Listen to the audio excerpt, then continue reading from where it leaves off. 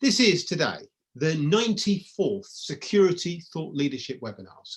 And 94 in our series is quite a lot. And the reason we've got this far is because we invite expert panelists and we are debating subjects of crucial importance to the security world. And the main aim of thought leadership is to debate and analyse subjects today in order that we get a better type of security tomorrow. And the topic today has been born out of previous webinars where the role of and status of corporate security directors has been debated. There are some that say that corporate security directors have shown their class in this pandemic, and others have suggested they've been shown to be wanting, not least perhaps in not being business astute enough and perhaps not reading the signs about where the pandemic has gone and where it's going and what the aftermath will be. Well, as usual, we've got three expert panelists here today from different parts of the world who are going to be discussing their views on this topic. In a minute, I'll invite them each to introduce themselves. And once they've done that, I'll invite them each to make an opening statement. If you'd like to join this debate, please use the question and answer button at the bottom of your screen to ask your questions. Get your questions in early, and I'll endeavour to incorporate them into the ensuing discussion. So without further ado then, let's go to our panelists and meet them all. And first, let's go to Letitia. Letitia, introduce yourself, please. Hi, good afternoon. I'm Letitia Emiana. I'm the Global Security Capability Manager at Unilever and the UK Chapter Chair for ASIS, an international global security organisation for security management professionals. I've operated in the security profession now for over 15 years, working at Lloyds Banking Group, Amazon and Tesla. Thank you very much indeed, Letitia. And over to Torsten.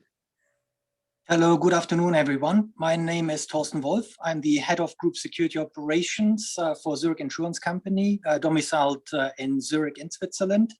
And I'm a regional vice president for region within Europe for ASIS International. Thank you very much indeed, Torsten. And finally to Radik. Radik.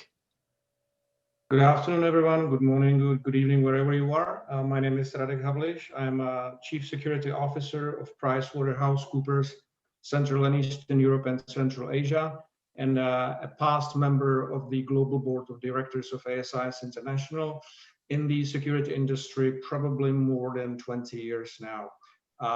Have a background in law, business administration, and project management. Thank you very much indeed. Well, as you can see, a lot of you write to me and say, don't we get good panelists? You've got to admit, we've done it again on this topic. So let's hear what they've all got to say. 3 minutes, opening statement for each of the panelists to give their views on this topic. Let's start with Letitia. Your opening statement, please, Letitia. Thanks. Okay, so I've just taken the sort of headlines that Martin's put out in the conversation about how does corporate security compare to that of corporate professionals.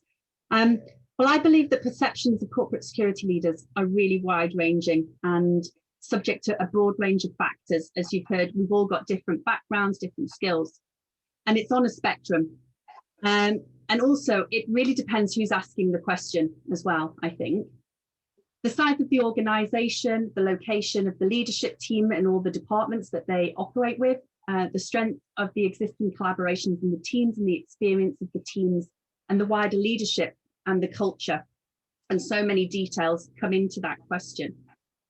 I think, but in short and in general, and it's my opinion, security leaders are not afforded the equality of the status at the executive table as other leaders.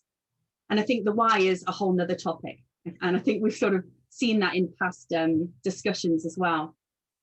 I think security has been elevated at the moment in terms of visibility to leadership in general. And I say that because the pandemic, from my point of view, as with other major global incidents, always brings security into the wider view of the organisation because there is usually a security threat identified that needs addressing.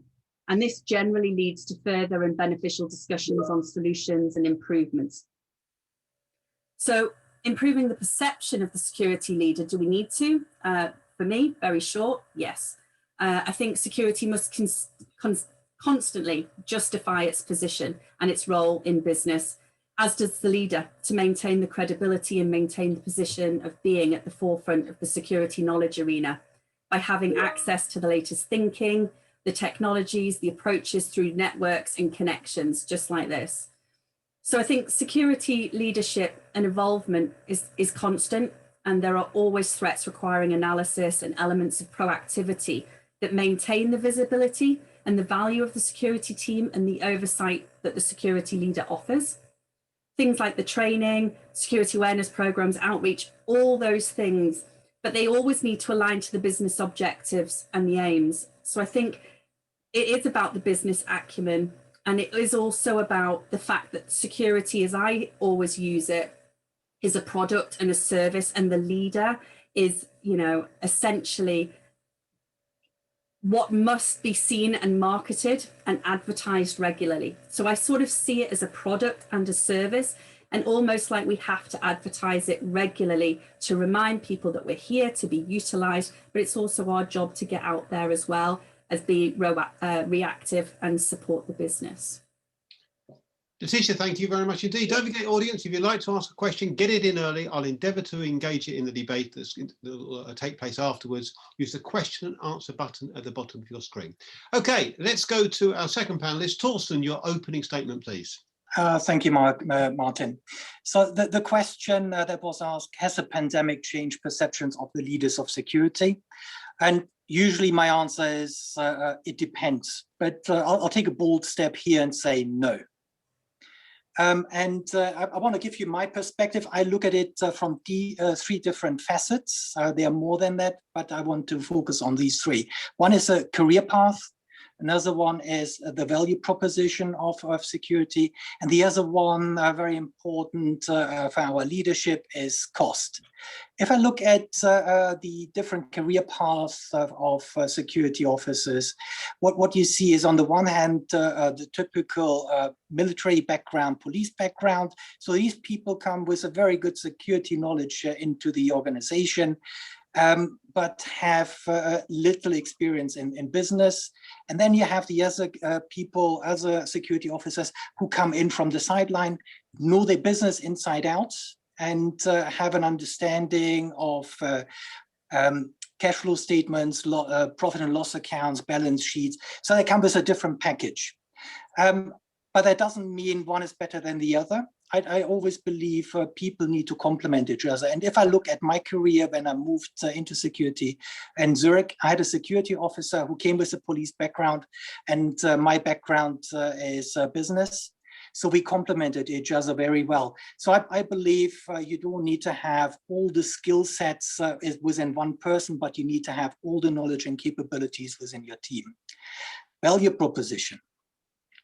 Now, when I have a marketing background, and when I joined security, I was a little bit surprised how difficult the incumbents actually found to communicate to senior management what value they were adding to the business.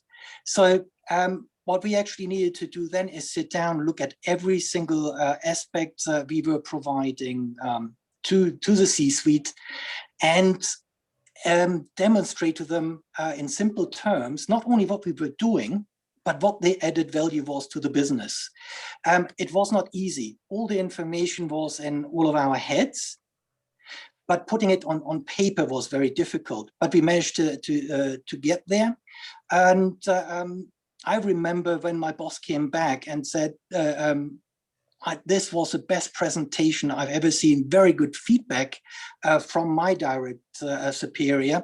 And he now wants the other functions to produce the same presentations to him as well. What added value do other functions produce? And obviously, the one we're always talking about is costs. Yeah. So if you look at it, security does not generate income unless you're a profit center. We tend not to be in our company, and we don't contribute to the top line. I remember when I was traveling through different countries, one of the CEOs basically told me, Torsten, you're doing a good job, but you're value added overhead. And the perception is still silent running. As long as you don't hear from us, you're doing a good job. But it's very difficult to get across how to price the value of prevention. Yeah. So in conclusion, I don't believe the perception of the leaders of securities in the eyes of the C-suite has changed, but there's now more attention because of working from home and because of COVID. Back to you, Martin. Awesome, thank you very much indeed. Excellent. And don't forget, if you'd like to join the debate, do put your question in the question and answer button at the bottom of the screen. And after we've heard from Radek, I'll come and we'll start to get engaged with your questions.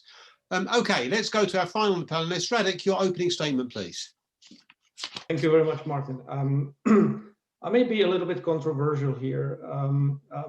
I personally believe that, you know, there is that saying that you are only as good as is your communication. So as long as security and business resilience leaders were able to use the window of opportunity created by this pandemic and elevated the importance of their function by demonstrating the value it creates in support of business and people who make the business happen, which pretty much resonates with what Torsten and Letitia were saying, then my answer is yes.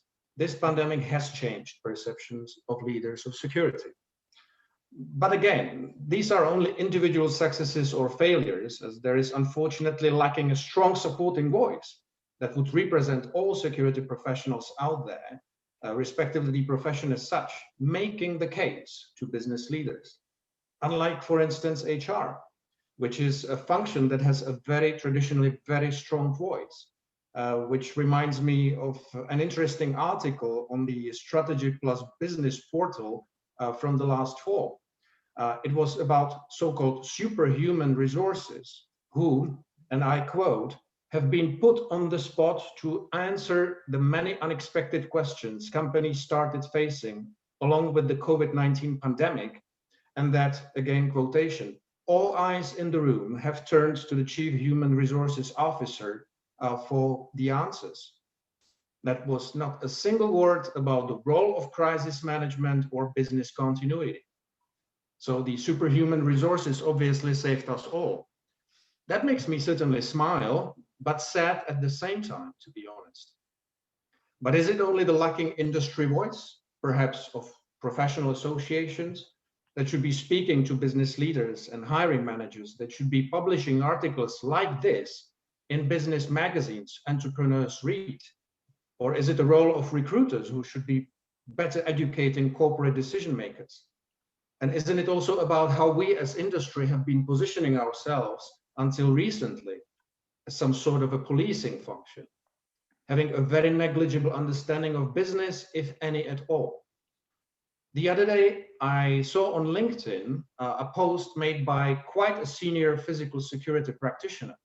It was saying that there is no need for continuous education or understanding business, and you just must be effective. And I remember this, and pardon my language, BS, was actually liked by hundreds of security folks. So, well, maybe we just deserve it. Anyhow, I would conclude my opening statement that this is, as always, a two-way street, and that even those who succeeded and did not waste this crisis will need to keep working hard to maintain their conquered positions and gained recognition, especially given the accelerated digitization of our society and related need for understanding cybersecurity risks and mitigation strategies and controls with users and identity being the main security perimeter. Over to you, Martin. Thank you very much indeed, Radek. We've got three excellent opening statements, and so let's start to engage with you all. And perhaps I'll come to you first, Letitia, with a question from Simon Cham. And Simon's point is that we talk about security because that's the world we're in. But do you think that security has performed well compared to other corporate security actors, other directors in the company, other equivalents? Because my sense would be no one's done badly particularly. And because we're in security, we tend to be like, oh, haven't we done a wonderful job because we've done A, B, C, D, and E. But really, there's an argument here that don't get carried away. You've just done what everyone else has done. And afterwards, you're going to go back to exactly where you were. And you're going to have an additional problem that you're not the best positioned to defend yourself like other corporate professionals are. Letitia, fair or unfair? Okay, I think there's fairness in the question, because I think it's back to what all of us have said. It depends on the opportunity that's been taken.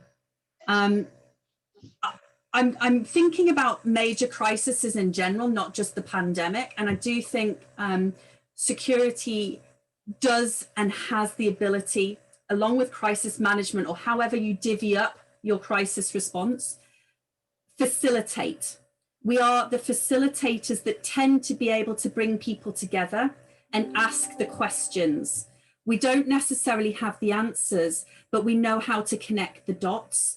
And I think what I've seen particularly done well, and from my networks and speaking to my contacts, it is on an individual basis, like Radek said. You know, it's your opportunity to show your value when these things do come along, and why you're paid and you're in your role.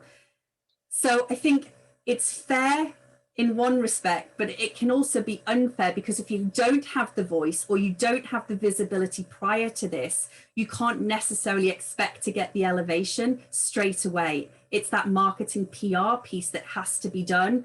And so it's cyclical in my view. I think it depended on your starting point, probably Q4 2019, and where you sat with your stakeholders just prior to a major incident, as to how well you are then perceived during and post any major incident. Okay, Letitia, Torsten, let's build on what Letitia says. And let me put this bluntly. The truth of the matter is that in security, we overstate our case. The fact of it is security is a lot less well positioned in the aftermath to be in a position to defend its territory, because security is good in a crisis, but when economic hardship hits, we're going to be back in the box where many people should not be surprised if that happens. And I just wonder whether that's the real reality that's emerging here, Torsten. And I'll come to Radek afterwards. A very good question. I believe in comparison to other functions. I think the other functions who contribute to the core business, they have a kind of starter bonus. So for us, it's always difficult to find our voice at the table. But let me put something in another thought. I believe it also has to do with the individual. If you have a very strong, powerful CEO who is a very good relationship manager, and can get messages across rather than staying back, I think that's the first step to be in a position to have a relevant voice after a crisis as well. And what you mustn't forget is all of us in the security arena, we come already with the experience of dealing with crises, irrespective of what they are, and we are experienced in making difficult decisions. And I see the role of us in security always as making risks transparent, of offering options to senior managers, and once there's a decision made to follow an option, we will do our utmost to work together with them to mitigate risks. So and again, if you have a weak CSO, it's very difficult. If you have a very powerful, strong CEO who can talk to people on eye level, it's much easier. Back to you, Martin. Okay, thank you. And I'm going to bring Radek in on this, Radek. I'm interested in your view, Radek. I mean, you've been around the world and you've seen a bit of activity. Your thoughts? I go back to the communication bit, Martin. I really strongly believe that, CEOs, board members, the C-suite, they are people, they are human beings, just like us, just like all of us. So I think that, the best way, obviously, to get to know what the other human being is thinking about your value proposition, your contribution, or whether you did a good job or not, is simply to talk to them. And I believe that there might be still a little bit, of a block for some of our colleagues to simply just send an email message to their CEO and to go like, my name is, I do not know, Tom X, Y, Z, whatever. I am the Chief Security Officer in your organization, and I would love to hear your thoughts about what keeps you awake at night. What do you believe are the major trends and risks that would possibly, impede our business operations or harm our strategic business goals? And you would be surprised that actually these guys simply answer, yes, that's a great idea, let's talk. And I've been successful with that for basically my entire career in security, and especially in my executive roles. And because I just realized that, as I said, these guys are normal human beings. They are normal people. And even if it is just 5-10 minutes chit chat, you will still gain quite a lot of learning out of that conversation. And Radek, do you think, let's take your peer group, do you think that they are good at doing that? Well, I'm far away from actually judging the industry as such. Sorry, I cannot really say. I believe that everybody can do it if they are good at doing it. If we in general are good at doing this, I'm not entirely sure. I think that there is a kind of a natural block, also given the authority of the C-suite, and it's not just about us. It's about folks from other different functions across the organization. So yeah, I mean, here I would really be away from saying we are good or bad and that, but I think we definitely can improve. There is always space for improvement. Okay, Torsten, let me come to you and Rachel. Can I yes, just make a follow on from Radek? I believe if every CSO was good in that respect, we wouldn't be talking about this. We wouldn't have this topic on the agenda. Yeah. Well, right. I agree. Well, let me pick on that point a little bit. Rachel has got a question, Torsten. I'll come to you and I'll come to Letitia straight afterwards. You mentioned, Torsten, proving value. How do the panelists feel that the scapegoating aspect we are now starting to see in response to COVID-19, i.e. firing the CSO for lack of foreseeing the huge impact, plays with the value messaging? We see people who are scrambled to provide value during the crisis, but are now being punished for either spending too much or not reacting fast enough. Security provided value, but is that value temporary? Torsten. That's a very long question, and I don't think there's an easy answer to this. I have, at least in my company here, we are not being made scapegoats. We are part of the different teams in the business resilience area. We contribute in the business resilience exercises.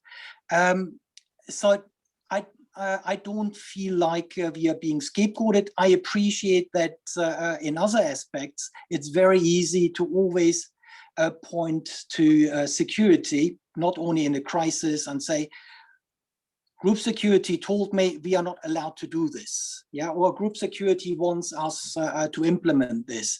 Whereas hardly ever this is the case. We are often just making risk transparent, offering options, and then work together with the requesters to ensure that business can run as normal.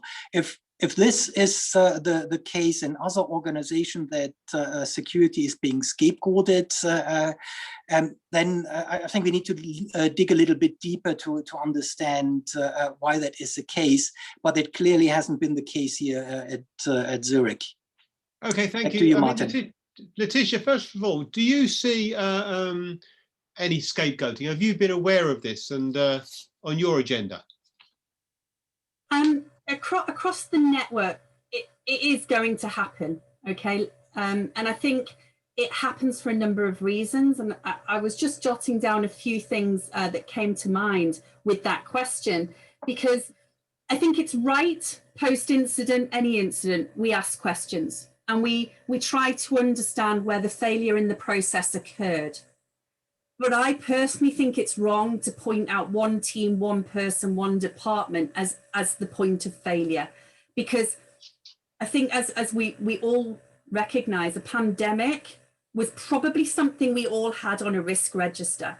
We all had gone through bird flu, swine flu, you know, we'd all done our planning around pandemics. This did present itself very differently to how a lot of any risk managers, and I don't think it's just security, I think it's anybody in a risk position, anticipated. So what I wrote down was very much, it's right to ask questions, it's right to look at the root cause, it's right to look at where the process failed and put things right. Is it wrong because somebody overspent? Well, the decision, I believe, is in the role that I sort of fulfill, is more consultative. You know, the business ultimately makes the decisions and ultimately spends the money. If my advice was flawed, I have to expect consequences if I wasn't using all the available information at hand. So there is an element that, you know, it's right that people may have to be scapegoated if they have failed to do their due diligence and could not justify why they spend what they spend. So I know that's a very on the fence answer, but I do feel that there's two parts to that. And I think there is genuine failure sometimes on the part of people, and we have to acknowledge we all can make mistakes, but there's also a cultural approach to how you identify and root cause that. And do you collaborate or do you point fingers? Okay, thank you, Letitia. Radek, I mean, let's be clear here, Radek, right? Security is about managing crisis and threats, and it didn't see this one coming.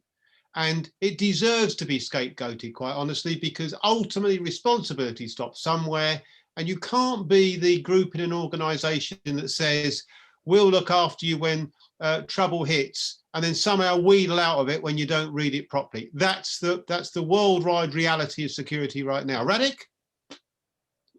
Well, first and foremost, I do not like the word scapegoating, to be honest, because as long as you are not able, I mean, of course, anticipation, I mean, nobody anticipated the pandemic of such a scale or epidemic of such a scale, which grew into a pandemic. But still, you know, we are risk managers, right? I mean, you know, if you did your job properly and you really exercised your responsibilities with a proper due care, and you certainly had this risk in your risk register as well.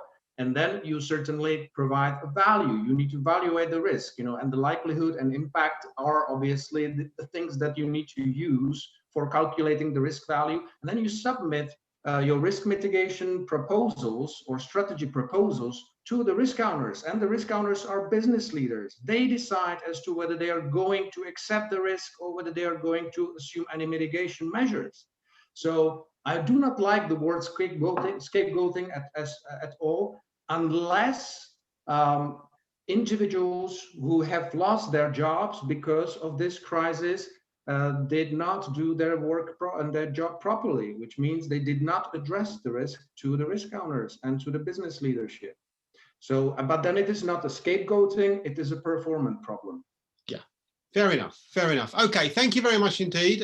Interesting points. Let's move on. I mean, question here from, and I'll come to you first this time, Radek. Let me just come to the point. How do we represent the value of security when talking to others, given everything you've said, okay, that's been said so far? We get the problem. How do we present it? How do you express it? And this Keith Nielsen's asked this question in a way that makes sense for those that are skeptical about the value that it offers. What's its selling point? Radek. Well, I'm always trying to, when I sell my topics, when I sell security topics, I always try to relate it to a private life, to concrete conditions you have at home. You also, you know, lock your doors. You also have your valuables in the safe, or, you know, you make sure that you have you have a solid whatever alarm system, given of course also the size of your property, or you name it.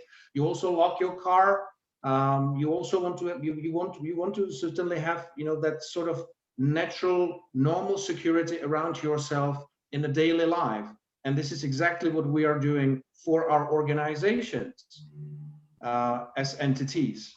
Not human beings, but as entities. So this is the value proposition I usually use. But of course, again, within the entire risk management framework. And then we certainly speak of business cases, the cost-benefit analysis, and really providing argumentation why this or that mitigation measure shall be applied. Okay, thank you. I mean, Letitia, let me come to you next about this, how you present value. I mean, both Michael Gibbs and Dennis Shepp have raised this issue about communication, as indeed all three of you have in different ways. And I guess this point is, okay, so we get the point about communication. I was just reading a book actually about managing crises unrelated to the pandemic. And this word communication, communication, communication, communication, it keeps echoing as a big deal. Okay, but I wonder whether we could begin to identify what it is about security that makes it an attractive proposition to those who are not in security and love it anyway. Letitia, and then perhaps Torsten, very brief if you wouldn't mind, because I want to go on to other questions.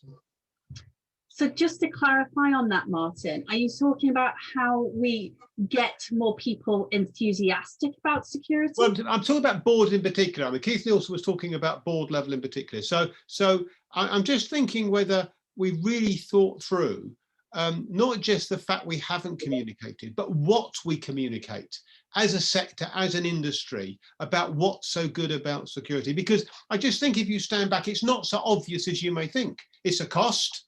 It's got perception, it stops people doing things from people who aren't business focused. I mean, look, I'm just making a point. Exactly that, right? We have to overcome the stereotype, and our boards are probably having those stereotypes because it's, Martin, something I speak about a lot, actually, this, because I believe that the media and how we are perceived, we're only ever really seen normally as a bad representation. It's very rare you hear, well done to these people on the front line. We heard about nurses and everybody on the front line with the pandemic, and rightly so. But I also don't hear enough about all the great work our frontline security officers have been doing to support the nurses and the doctors to be safe in their environment, to be able to deal with the pandemic. We're not given the same level of credible appreciation as other departments. And it goes back, I believe, systemically to the stereotype that has led us to where we are today. And I think guards, gates, guns is always the term and the topic that you hear, and we're constantly having to fight that. But you know what? Every step it gets a bit better, it gets a bit easier. I'm seeing more and more champions in the business now because security professionals are doing this more and more. So I believe the tide is beginning to turn, but I also now believe we need to target HR, recruitment, teachers, all external, other frontline people who are involved in education and wider touching of the public to change their perception of security. So I think that's where it comes from. Okay, thank you very much indeed. Torsten, let me come to you and just sort of add a little bit of depth to this, because on a sort of slightly positive note, where Letitia was heading there, Peter Mileski, and I hope I've said that right, Peter, says, do you think we suffer as an entire security industry from an imposter syndrome, that even when successful, we doubt ourselves? In other words, another way of putting this, do not be ashamed to say, this has been a very good performance, and start speaking it up. What about that, Torsten? Wholeheartedly agree.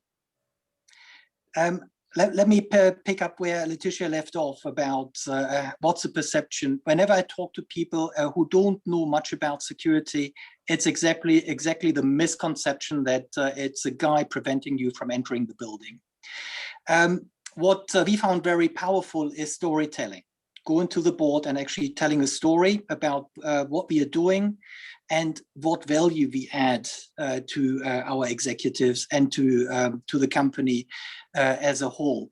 I don't suffer from the thought that we don't do a good job and that we don't add value to the company. And I believe as an industry, we shouldn't go down that path either. I think in general, we are doing a very good job and we need to tell people and continue telling people at any opportunity we have. But again, I need to come back. It's usually also the individuals. You need to have strong communicators. Radek made that point very clearly. Someone who's confident to talk to the C-suite, to the CEO, to the chairman of the board, telling them exactly what we're doing and what value we are adding. And having a powerful value proposition will help. Okay, thank you very much. Thank you very much indeed. Let me just put this to Radek. Radek, so Torsten said security doing a very good job. Would you agree with that? Sure, we all are doing a great job. Okay, so but, I mean, you're saying it with a smile on your face because that's the easy thing to say. But look. But nobody else is saying it, so we Well, have to do it. Well, you see, but there's an interesting point. There's an interesting point. I mean, look, but Radek, I suppose the issue is here, right? Every sector, as far as I can see, and I'm looking around the world here, that every group of professionals is talking about the way it's reacted well to the crisis, okay? And quite rightly so.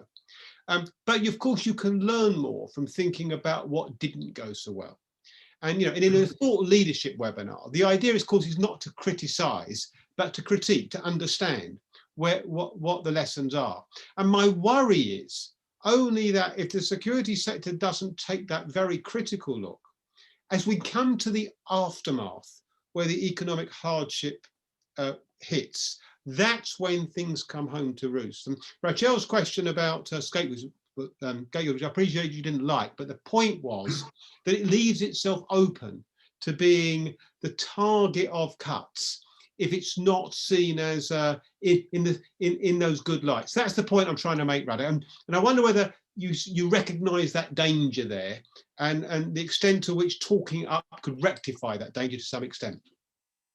You know, I think we should actually kind of also look beyond our sort of little garden, because when speaking of cutting down the cost and overhead, it's not only an issue of security. I mean, this is generally any internal firm services, any back office functions that struggle basically from exactly the same challenge. So speaking of HR, speaking of IT, speaking of any internal services, you name it. So it's not only our problem, and we should actually really start seeing the bigger picture, and simply, again, back to the previous discussion about value proposition, be prepared for these conversations and not constantly being moaning about that bad board cutting down our resources and not giving us the money we would like to have for buying new expensive security toys.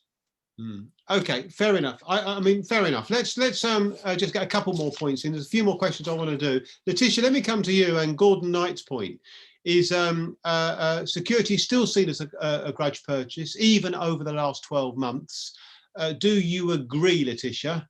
And what would it take to rectify that? It's a little bit the same about value, but do you see, has it changed? Is it still a grudge purchase, Letitia? I think in general, because of the lack of communication, there is a grudge to spend on security. Yes. I think the grudge is also guarding. So where we haven't invested in technology, we have guards. And when guards are seen to be stood, rightly or wrongly, not performing a task or not seen to be active, the perception is they're not fulfilling and we're paying for nothing.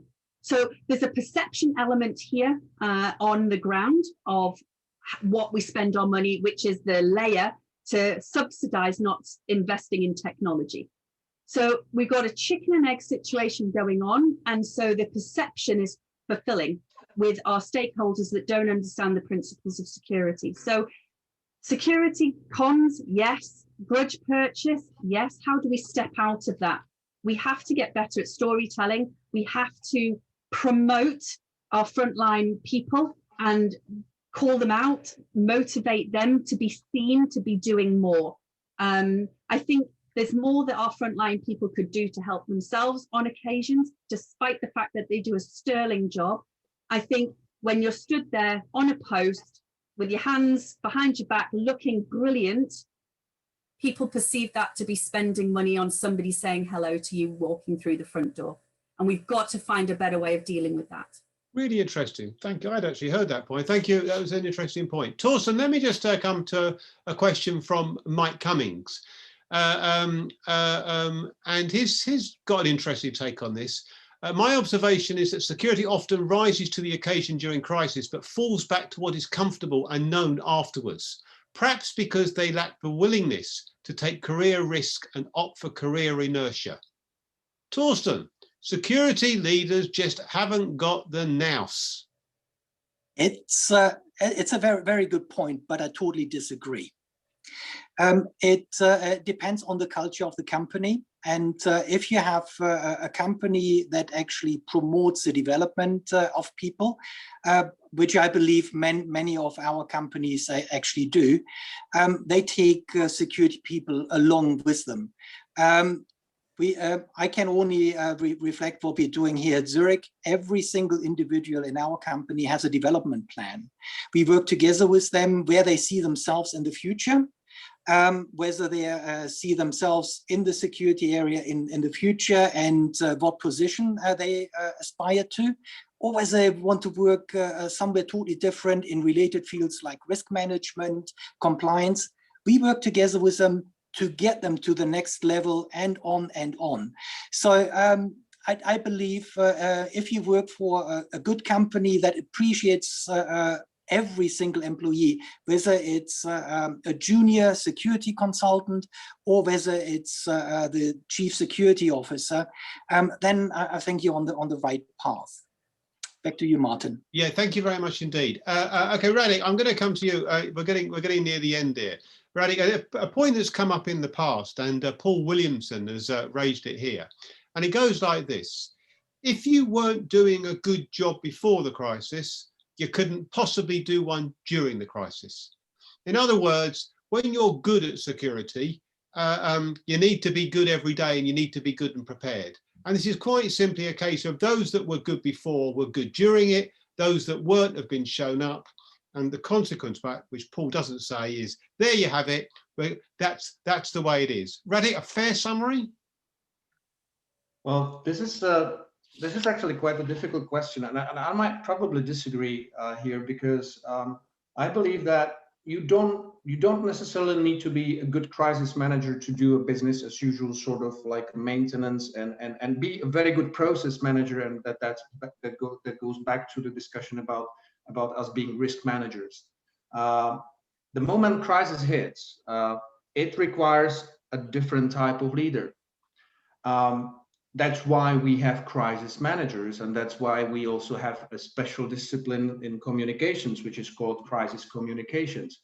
That's nothing that you experience on a daily basis. So I would disagree with this statement that if you did not do your job well before the crisis, you did not perform well during the crisis either. I don't think so. Good, and well, that's a good way of looking at it, of course, because that gives another reason to speak up. Panel, thank you so much for your time. That was a very, very engaging conversation. I didn't get to all the questions, and I apologise to the questions, but we just had too many.